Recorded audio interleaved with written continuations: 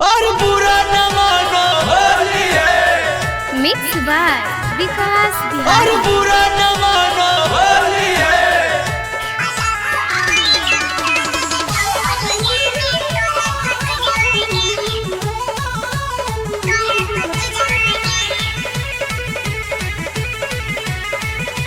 हे गे छोटे छोटे हालो कैसे हो गेलो तोर बड़ चीजवा गे। आगे छोटे छोटे हालो कैसे हो गेलो तोर बड़ चीजवा गे।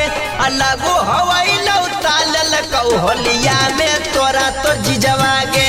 अलगो हवाई लौता होलिया में ललकौ तोरा तो जीजवा गे। आगे एक पलंग पर सुतल देखल कौ हमर भतीजवा गे। आगे एक पलंग पर सुतल देखल कौ हमर भतीजवा गे। अलगो हवाई लौता होलिया में ललकौ तोरा तोर जीजवा गे। अलगो हवाई लौता होलिया में ललकौ तोरा तोर जीजवा गे। और बुरा न मानो होली है। Music by Vikas Raj Sitamarhi. जहरा music recording studio Sheikhpura Dhanaura.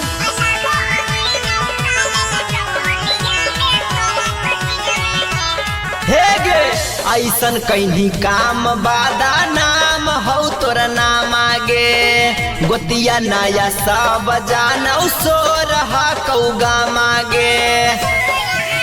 हे गे छियत्री ऐसन कहीं काम बादा नाम हौ तोर नाम आगे। गोतिया नया सब जानौ सो रहा कौ गाम आगे। दोनों लटक के झूल गेलौ छौड़ी तोर चीजवा गे।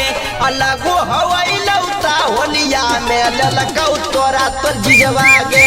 लगो हवाई लौता होलिया में ललकौ तोरा तोर जीजवा गे। और बुरा न मानो होली है। Music by Vikas Raj Sitamarhi. Mix by Vikas Bihari.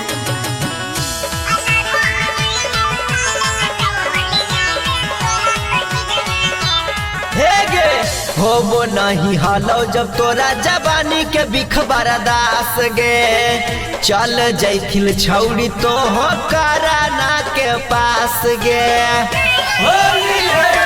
हे गे होबो नहीं हालो जब तोरा जवानी के बिख बरदास गे। चल जैथिल छौड़ी तू विकासवा के पास गे। आगे सच बताई है पपुआ की कैलकौ नतीजवा गे।